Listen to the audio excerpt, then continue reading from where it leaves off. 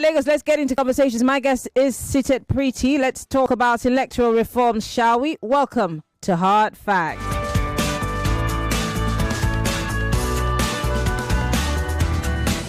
There's a reason why over 1 million people tune into Hard Facts every day. We discuss in-depth stories with sources behind the facts. The Lagos State High Court has convicted, suspended the Chicago Certificate story is never going away, is it? Show with stories for the day.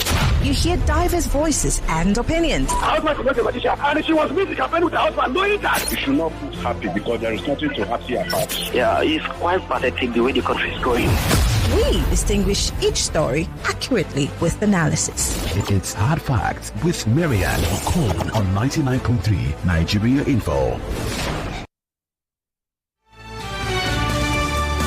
All right, let's talk. It's the Big Hard Facts today, the 1st of April, 2025. I'm being joined by Paul James. He is of Yiaga Africa. He's the program manager for Yiaga Africa. He joins me via Zoom. We're talking about electoral reforms. For those of you who do not know, before Paul says hello, and I wish him happy holidays, 39 constitution amendment bills scaled second reading in the House of Representatives last week. The bills cut across various sectors, including judicial reforms, electoral matters, security and policing, inclusive governance, legislature, and even electoral reforms. And I did make a promise. I gave you some of those bills, at least 12 to 15 of them last week. But today we're going to stay with election matters, and that's why Paul is joining us today on the show. Paul, it's so good to have you join us, and happy holidays. I guess Eid Mubarak to you. Thank you for the invitation. Yes, always a pleasure to have you here because there's always a lot to learn when it comes to electoral matters. I have right in front of me the I have the order paper from Tuesday the 25th of March 2025. So let's go to the part that reads electoral matters, and that starts with bill number 25. It says a bill for an act to alter section 143 subsection 2A and 188.2 subsection 188.2A, I beg your pardon, of the Constitution of the Federal Republic of Nigeria 1999 and for related matters. So that has gone through second reading. A bill for an act to alter Constitution of the Federal Republic of Nigeria 1999 cap C23 laws of the Federal Republic of Nigeria to establish and empower political parties, registration and regulatory commission to register, regulate and monitor the organization of operation of political parties and related matters. So this is, I don't know. I'm asking myself, is this not already part of the Constitution? Why do we have to do this again? Was there nobody who was regulating the operations of political parties and how these political parties are regulated? What's the job of INEC? That's one. Now, number 30 says a bill for an act to alter the provisions of the Constitution of the Federal Republic of Nigeria as amended to provide the general elections to the office of the President, state governors, National Assembly, state houses of assembly, and local government area councils shall be conducted simultaneously on the same date to be determined by the Independent National Electoral Commission in consultation with the National Assembly and for related matters. Let's start with that, Paul. I've been one of those people who've continuously asked why we have this uneven election calendar. Why all elections don't happen on the same day, because there is room for you to say, well, if you let me win, then I will make sure that you win. And that whole bargaining, between politicians. Let's start with that. Is this a good call or not? Is this a welcome development, like we say here in Nigeria? Absolutely. I will agree with that because for me, if you look at the voter apathy that has bedeviled our election, or if we like, we can also call it voter fatigue with the entire electoral process. What is that one thing that we can do to reverse that trend or to improve the quality of participation in our elections? Over time, if you look at the turnouts, you see uneven turnouts between the two elections majorly. If you remember, the first round of elections are for the national, the presidential, and for the National Assembly, while the second round are for the gubernatorial and the state houses of assembly. So you will see the participation in both elections are uneven. And so how do you balance that? Especially if you think in terms that most people travel specifically to go and participate in elections. And in my over 20 years of participating or observing elections, I think at the moment, Nigeria is the only democracy where you have elections spread across several days. I have traveled and observed elections in the Gambia at some point in the past where I saw determination from Gambians. We traveled on the same aircraft. They went and observed election. We came back with Gambians. Everything was done and concluded in one day. You may argue that Nigeria is a big country and all of that. But again, you look at also the administrators and what they have also been complaining over time. If we are beginning to have those sort of resources that can provide that enabling environment, maybe we need to start exploring them. In the sense, if you now have the bimodal voter accreditation system that already have electronic record of voters and you don't have to be going back and forth with that, the only thing you may want to solve is the idea of having 5 or 6 ballot boxes, as the case will be. This has been practiced in the past. It's just how to perfect them. We have had like 3 elections conducted about the same time. It's how we are to perfect this.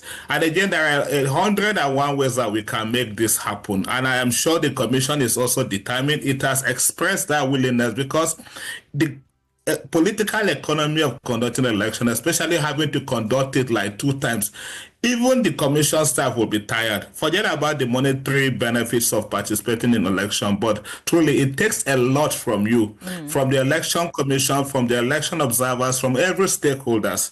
And so I think for me it's a welcome development, but it's also how we make that work, how we make that happen. The fear for me is that we are always in a rush to implement or to try new ideas in big elections. So I think there are opportunities ahead of the 2027 general election to try this in other elections. If we could have, say, for instance, state elections that will have all of this happen at about the same time, perhaps it will also help a great deal. And I think the onus is on INEC to begin to, from now, begin to think about what will be the modalities they will put in place. Because I recall that even before the National Assembly passed some bit of technology adoption in the election, INEC had in 2019 actually attempted to even deploy technology. The beavers as we have is today, it's not the first time that is implemented. It has actually been deployed even in the 2019, although it was not popularized. According to INEC as of then, it used that just for its own study to see how that can also be implemented in bigger elections. So perhaps we also need to start from there, test the applicability of this in smaller elections before we deploy in national elections. Lovely.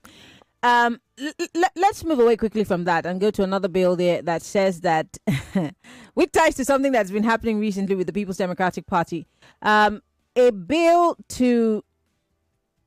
for an act to alter the Constitution of the Federal Republic of Nigeria 1999 as amended to provide for compulsory resignation of national and state executive members of political parties seeking elective government positions. This bill has also passed second reading. Now, if you watch closely, you've seen the tussle between 2 people for the, I think, party secretary for the PDP at the national level, which we've seen people fight. We've seen them go to court back and forth. This would obviously address that issue, wouldn't it? It may, and this doesn't also, it's not something that is new. I think it extends even to the appointees of government. If they want to contest a political office, they will need to resign their position. Perhaps also to avoid conflict of influence or undue advantage by people that will be in power, especially for the political parties, and also be able to use their own position to curry favor from supporters or from other stalwarts of the party. Maybe to have a fair or even playing field for everyone. Maybe it is also time to begin to test that. I've also been thinking anyway since then that have we had a time in this country where we had people that were holding leadership position in political parties that also attempted to contest political office. I'm not very sure of that, because oftentimes what you see is the party opening their space for people, and I mean usually they are like people that are not necessarily in leadership position that are contesting for that. Maybe this is in a sense to protect also the parties from leaders that will want to take that advantage in the future. For me, I think that is also a positive development, and I hope beyond just that we will have a constitutional alteration to provide that the parties will also abide to that, because you may get to the point where also you begin to see parties who say, oh, we support this or we endorse this, even when the person already have leadership position within the party. All right, let's move to Bill number 32. It says a bill for an act to further alter the Constitution. Further, it means it had been altered, but now further alter the Constitution of the Federal Republic of Nigeria in 1999 to provide for the determination of all appeals arising from election petition tribunals prior to swearing in of President-elect, Vice President-elect, Governor-elect, Deputy Governor-elect, members-elect of the National and State Assemblies, and for related matters. Isn't that already the case? I mean, it's not. It is not the case, actually. But then, if you also look at the intent of all of the sponsors of this bill, so far we have been seeing positive moves to do things in the right direction. Maybe also we'll begin to ask, if we know all of this progressive provision, wouldn't it be time for us to begin to think about a new constitution that works for everybody, a people's constitution? Because this particular provision is talking about determining all cases before a person is sworn into office. So let us also be very clear, because oftentimes what you see is that these cases will still be in the court and the person gets sworn in. I mean, even if you look at what is currently happening in Edo State, I think by tomorrow we will expect the court to pass judgment on that. The governor has been in power for almost 4 years. So you could use the instrument of power and also, I mean, the network within the system to also to try to get judgment in the favor of whoever is in power. I think for me that is also a very noble idea that should be supported. And this is also because one of the things I saw that the National Assembly started doing in the last 2 years, it became very intentional in going for study missions to see how other democracies manage this sort of issues or this sort of ideas. I have seen the chair of the House Committee on Elections, both at the National Senate and Federal House of Assembly. They have intentionally been going for study missions. They were in Sierra Leone, they were in Liberia. Perhaps it is this progressive idea that they have seen from other elections that they also want to see how those can be tried in our own democracy. And I think for me, if that happens again, this is going to be give a very fair level for everyone that want to contest in the process, that these processes must be concluded. In fact, in Uganda, Kenya, I think also, Kenya also the same thing. Election matters are concluded like within 60 days after the election, before the person is born in. So I think these are the positive things that we are seeing from other democracies that we can also incorporate in our own electoral democracy. I'm hoping that this would also address the non-uniformity in our election calendar, because you and I remember what happened to Yiaga and how he was removed, mid-term of his administration because, of course, cases were still in court. We're hoping that that will also help us balance the calendar. But let's quickly move away from that and talk about Bill number 33, which is actually the reason why we're having this conversation today.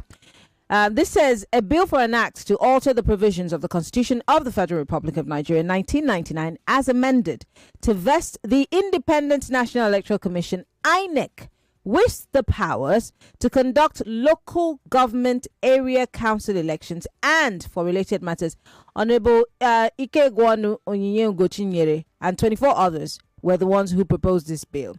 Let's talk about this because this is your purview. This is election. we have local government electoral commissions, in fact, state electoral commissions that have their local levels that conduct these elections. Why is INEC, why do we have to form another National Electoral Commission at the local government to conduct this election? Good question, Marianne. Well, there are also other questions we need to ask. The framers of this may also have their own interests or their reasons for doing this, and this may go along with this idea of local government autonomy that the Supreme Court granted last year.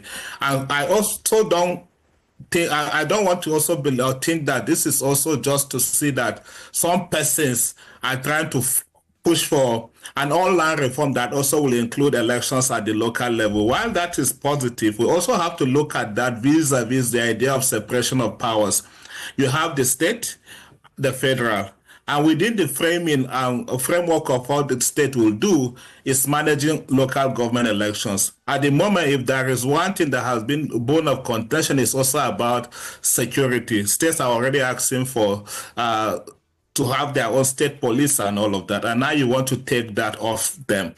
What I also say is that I fear that if this will also have to go through the state houses of assembly for ratification before it becomes law, this may not even see the light of the day. What we have been advocating for in the last 24 months since this conversation about a local election started is how to strengthen the State Independent Electoral Commission. INEC, if you go back to INEC of the last 15 years, was not at the same level that it is today. It was because there was so much attention that was given to INEC, strategically, also intentional in the sense that to get INEC to the level that INEC is today.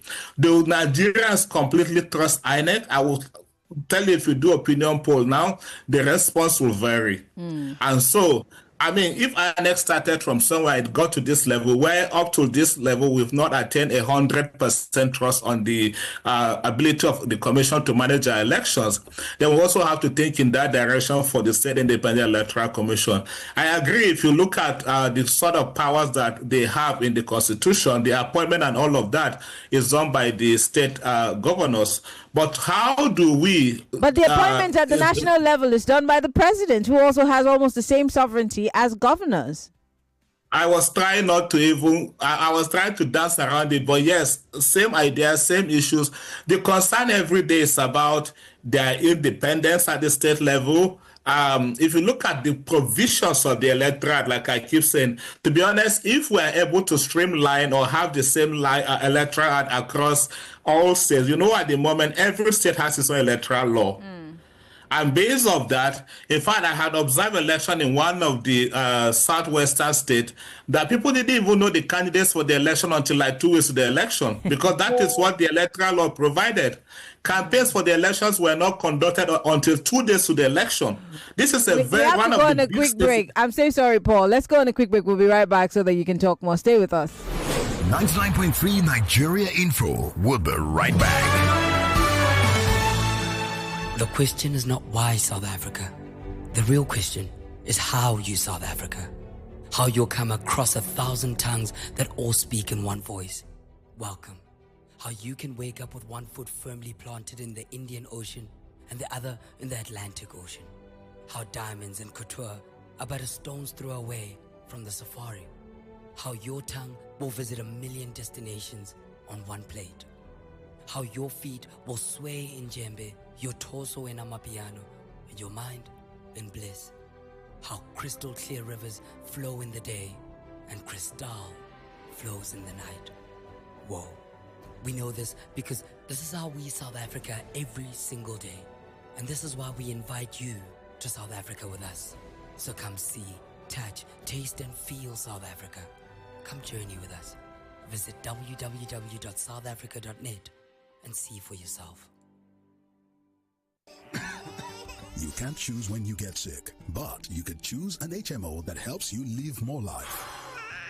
Now, you could choose an HMO with generic plans or Hygia HMO's customized plans for every stage of your life. Now that's more like it. You could choose an HMO with a handful of hospitals or Hygia HMO, which has a hospital network of over 2,000 providers within Nigeria with roaming options and no waiting time. Yeah, that's more convenient. You could also choose a cheaper HMO that doesn't quite meet your needs. Or you could have Hygia HMO's comprehensive yet affordable healthcare plans. That's so amazing! Life can be more with Hygia HMO. Live more life with Hygia HMO. Explore our comprehensive healthcare plans designed to meet your needs. Whether you're an individual, a family, elderly, an SME, or a corporate organization, we have affordable options for everyone. Visit our website at www.hygiahmo.com for more details. Hygia HMO. Live more life. What can your bank do for you?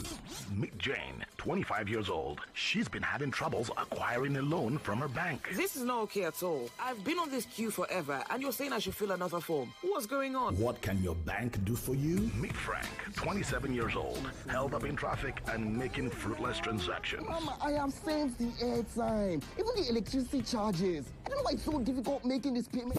Introducing Sufri, a lifestyle digital bank that's designed just for you. With one click, you can make easy and fast payment transactions, pay bills, and even acquire easy loans. Hurry and download the Sufri app on your Play Store. Visit sufrisufri.com for more information. Sufri, borderless banking. Is that Alfie playing football in the rain? It's Toby Chio. My goodness. When did he grow up? That's it with kids, though. It's amazing how your child grows up before your eyes. Enable their thriving development with the new NanKid 4 with HMOs to support your child's development, probiotics, and high-quality proteins to support age-appropriate growth. NanKid 4. Nourish your child's potential. Anything I want. Mama, they don't dash me 20,000 naira. My pikin, who they dash 20,000 naira for this kind time? That they dash everybody will get smart cash account 20,000 naira. You mean them go dash me 20,000 naira a wolf too? Yes, so mama. That they dash all old and new smart cash users 20,000 naira a wolf. Oh yeah, tell your yard people make them dial *939# or download smart cash app to open their own account. Make themselves enjoy 20k a wolf. Every time when you buy airtime or pay bills with smart cash, you go chop inside your 20k. Terms and conditions they shall. I don't see my own a wolf. Smart cash powered by Airtel. Attention travelers, pack your bags. ValueJet now flies from Lagos to Owerri and Owerri to Lagos twice a week. Enjoy a great mix of modern convenience, affordable fares, and hassle-free travel on every flight. Whatever your reason for travel, ValueJet gets you there in style and comfort. To book your flights, visit our website at www.flyvaluejet.com or download our mobile app on Google Play Store or App Store. ValueJet, wings for everyone.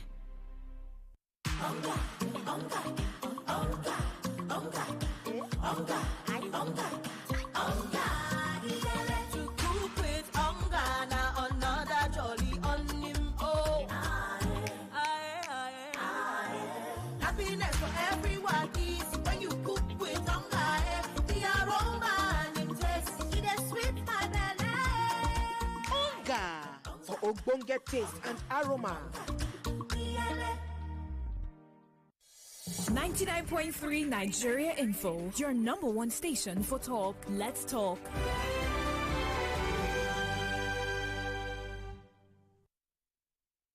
Millions of listeners trust us on Hard Facts, whether it's politics, social issues, controversies, and trending stories.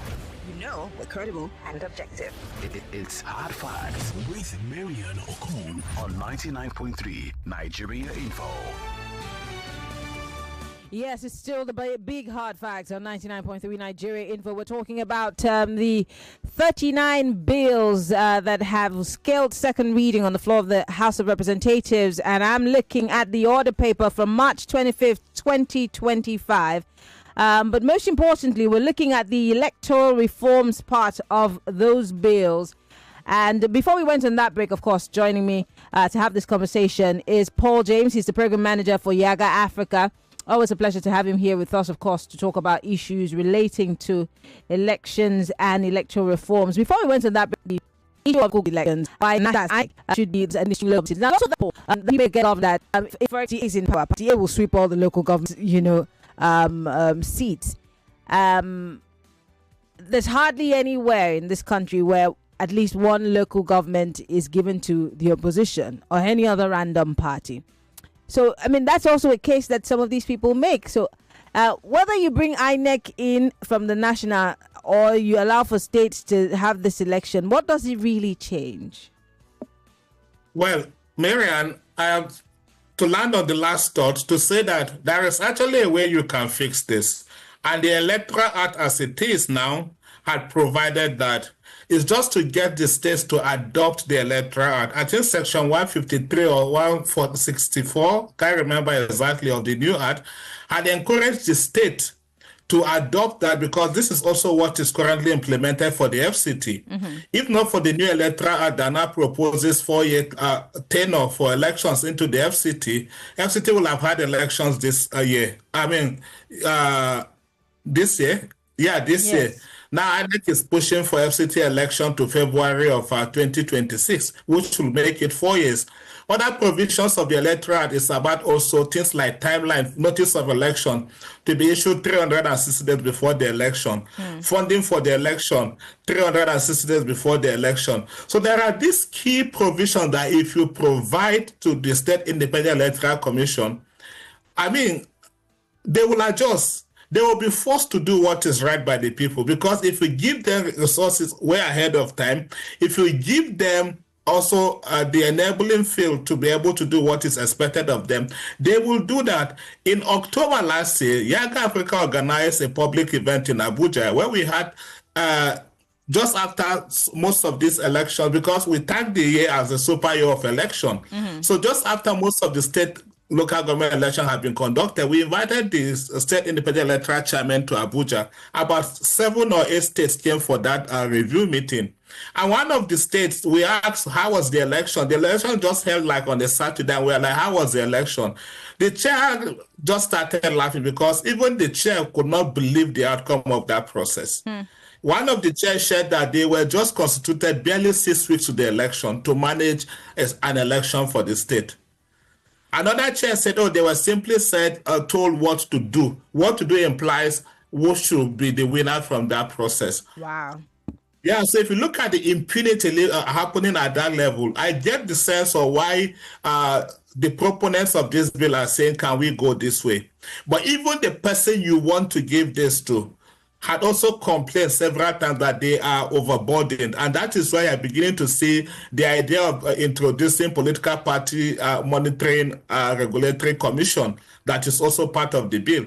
One of the proposals is also setting up the Electoral Offences Commission. Now, I think I did not see Electoral Offences Commission as part of the 39.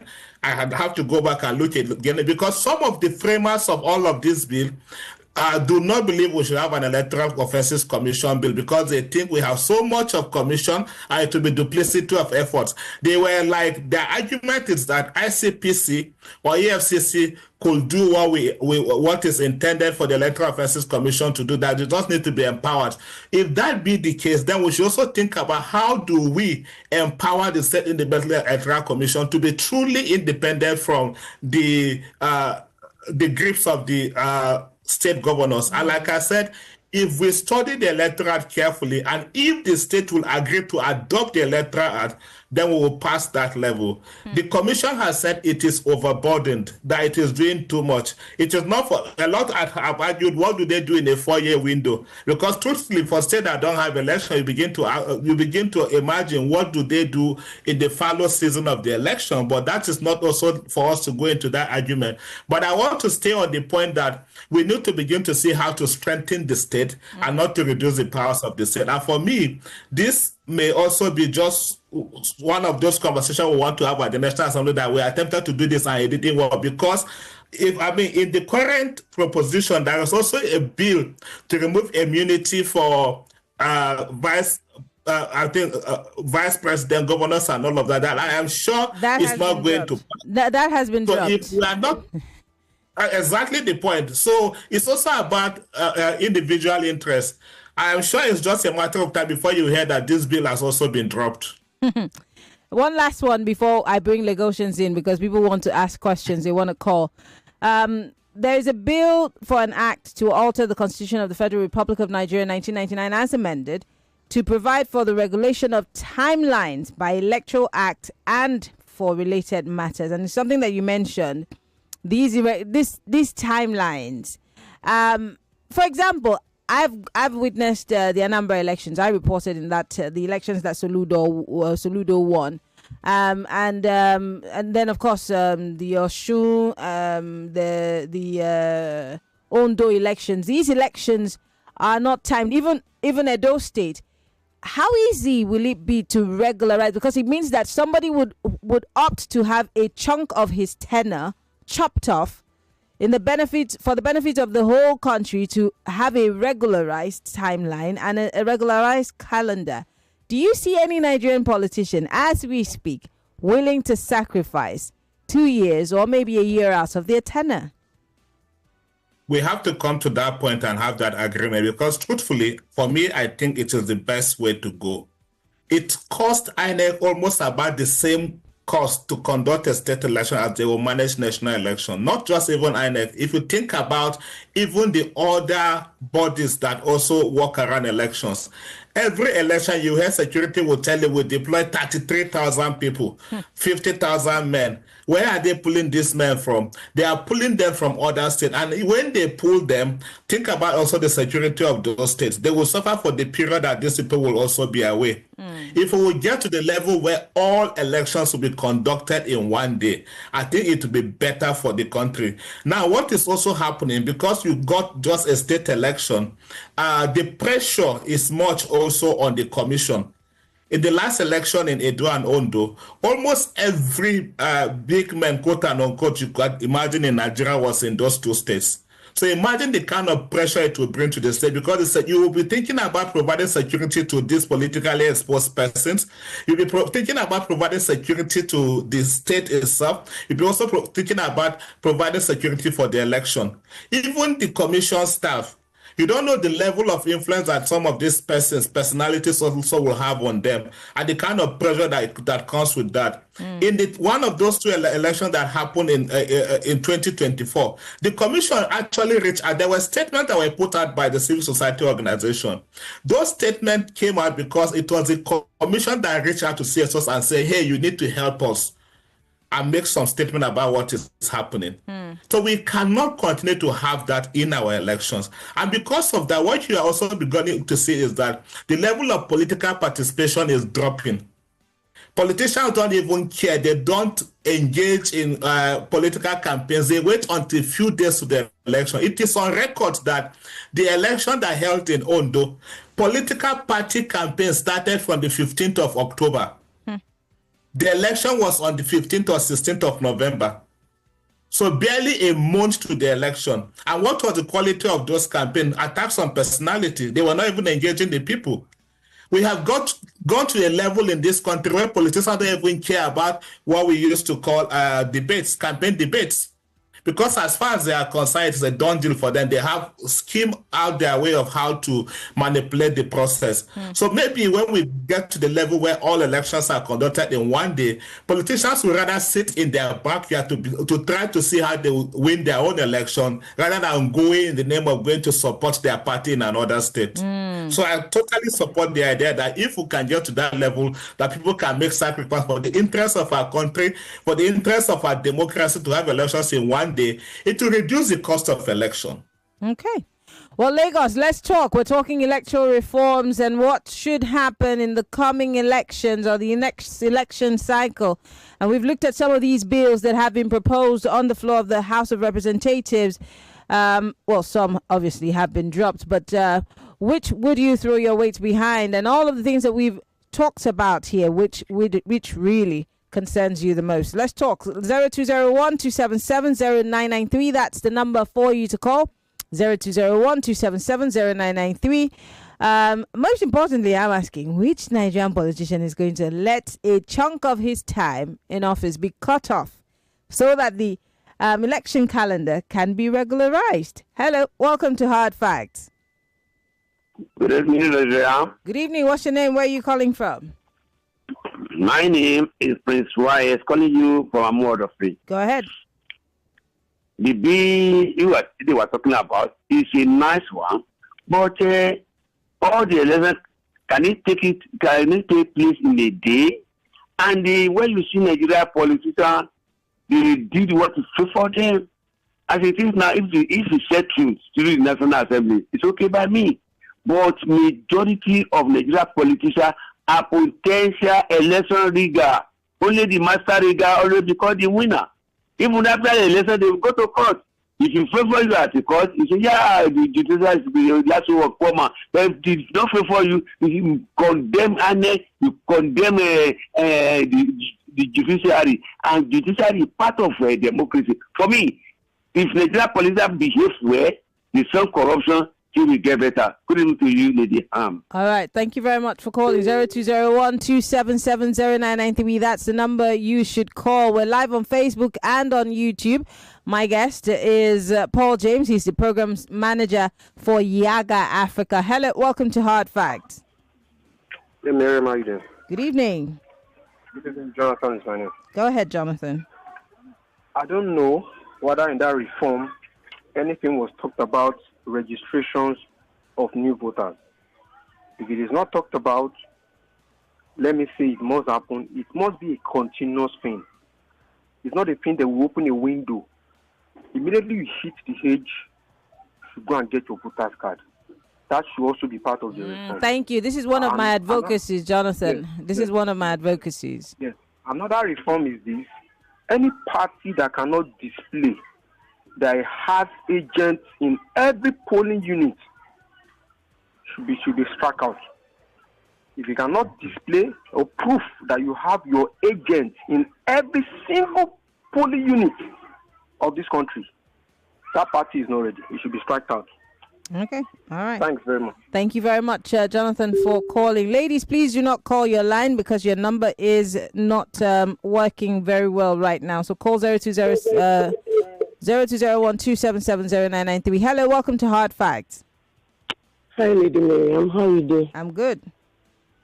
So quickly, what I wanted to say was what Jonathan harped on just now. Voters registration. Miriam, you've always clamored on your show that voters registration should be ongoing. You've been saying it. Yeah, because what's the essence of calling it continuous when you keep shutting and opening the portal? It's not continuous. Exactly. So whatever reform without a continuous voters registration does not really make sense. Now, how is it also? I'm talking about your guest now. How is it also working hand in hand with partnering with other people that will push this process forward? I don't know if you get my question. So that there won't be a bridging gap. You understand? It will be a continuous thing, not coming on. Let's see them online everywhere. You understand? If they're speaking for the people, let us feel their presence. We're only feeling the political presence now. Let us feel the presence of Yiaga on the whole. That's my question. All right. Asking. Thank you very much. All right, Paul. Over to you. Well, the idea of continuous voter registration in this sense should be a continuous process that we should also understand there are other things that goes with it. INEC sometimes posts the continuous voter registration because you also need to provide a clean register that will be used for an election.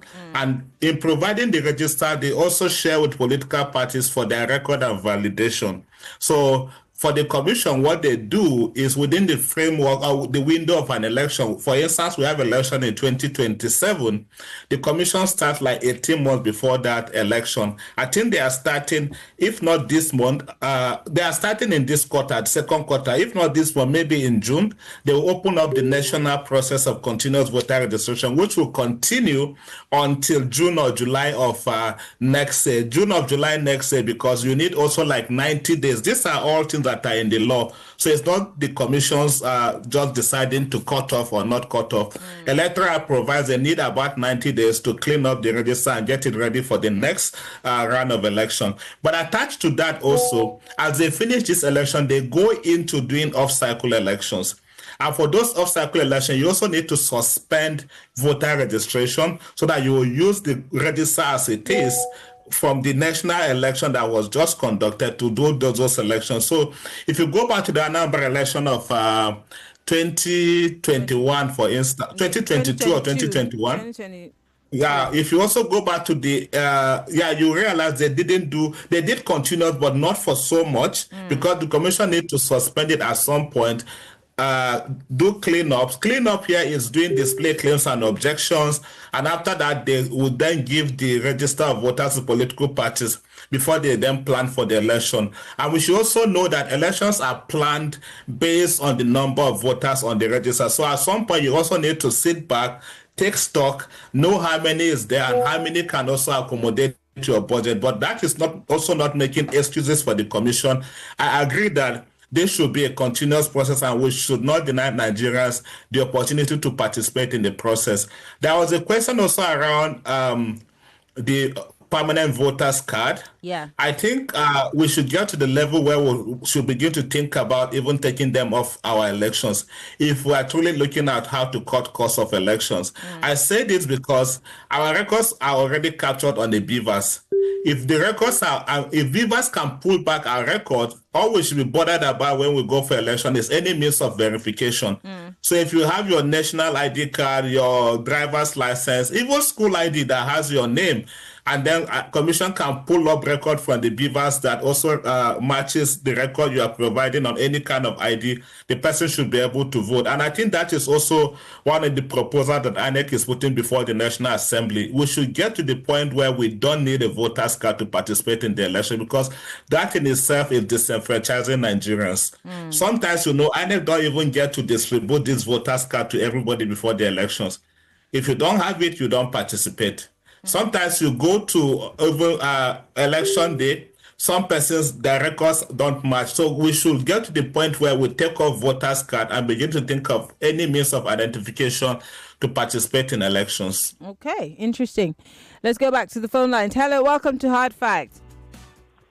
Good evening. Good evening. What's your name, sir? Where are you calling from? Jude calling from Badagry Aziz. Go ahead. My contribution, if you observe last election, you discover that many people could not vote because they were unable to transfer their voters' card. And I am one of them. So my question, what are they doing so that wherever I am, wherever I registered, wherever I with my card, I can vote. Just like ATM card, I can withdraw anywhere. But in this case of voters' card, you have to transfer before you vote. If you could not transfer, you will not vote. So my question, is it part of the reform? That's my question. All right, Paul. Okay. At the moment, voting are assigned to constituencies, if you like, in this sense, to polling unit, to ward, and all of that. So you have to have your record in those locations where you want to vote. So what the commission has done is, before election, there is opportunity for people to approach the INEC office in their local government and initiate the process of transfer. I think it takes about 45 days before any major election. So, this is also a good time for you to start the process. I am sorry on behalf of INEC, I don't work for INEC, but that you were not able to vote the last time, but enough time for you to begin that process now. I will also discourage, because most people, in the effort to try to transfer, if that doesn't work, they go and do registration all over. If the commission discover you have two records, they will block the two records and you will not be able to vote. So I think it is smart that, yes, it is very smart that you follow what the process is. If it is a concern or the challenge of not being able to transfer, approach the commission and they will help you with through that process. Or if the process that you started registration, for instance, and it is not complete, you can also go to commission office. By commission here, I mean INEC. you can go to our next office and get that processes done. So about 45 days before the election, you apply to the INEC office in your local government through the electoral officer, and then it will pass through the reg. That will be approved, and then the national INEC will do the transfer from wherever you had registered before to the new location where the person want to participate in the election. At the moment, our voting is location specific, sadly. So it means you have to go to a certain location. You have to be identified for that location before you'll be able to vote. And a lot of the time, you hear people making argument for electronic voting. We have to be very clear about the idea of this electronic voting. Even as much as it is electronic, it still means that there have to be some process of accountability where people will meet in a location to see what truly happened. Other countries, what they do is that they send in what they call mail-in ballots. And then if election day, you also want to do electronic voting, people converge in a location where there is this equipment, and then you all go through the same process in the same location, because you also want to run away from the idea of hacking. When you open these processes that people can do from any location, in this age and time, and with how people are so tech savvy, people can begin to hack through the system and do whatever they like. So I think in some sense, to still have that measure of control, electronic votings are done in specific locations. So if you go to even other advanced democracies that are doing that, it's not like you will sit from the comfort of your room, or like we keep saying, just like using the ATM card. No, there are still locations that you have to go to be able to do that. And again, we should also be careful when we make some of these sort of recommendations, because these are also open to a lot of manipulations. Even places that are doing electronic voting, some of them have reversed back to doing manual voting. I think Germany is one of them. So we also need to do our research and see what has worked for these people, and to what level do people also agree, to what extent do they accept the outcome of using electronic voting in their elections. Well, I want to read one quick message before I let you go, because our time is very, very spent. Let me just quickly go to WhatsApp, read some messages, and then let you go, Paul. Someone says, I disagree with your guest on his suggestion that voters don't need voters' card during elections to vote. That will inadvertently legalize rigging in our elections. It should not just be any acceptable identification instrument. Genuine voters' card should be presented and security checks be done before voting.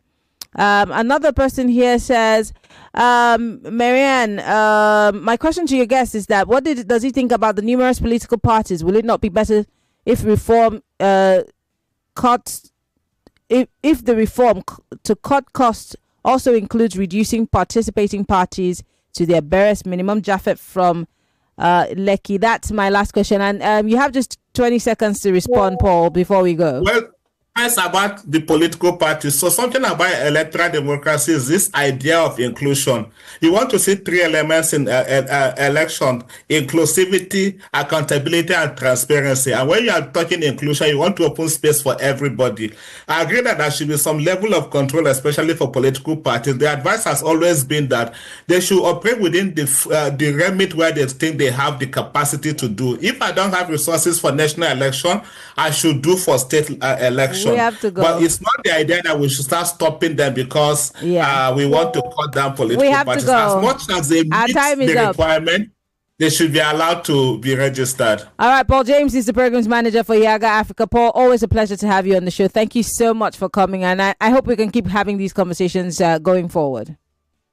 Thank you so much for the opportunity, man. You are listening to your number one station for talk. 99.3 Nigeria Info. 99.3 Nigeria Info. Let's talk. 99.3 Nigeria Info. We are more than just radio. Subscribe to our YouTube channel at Nigeria Info FM. Check us out on Facebook at Nigeria Info 99.3.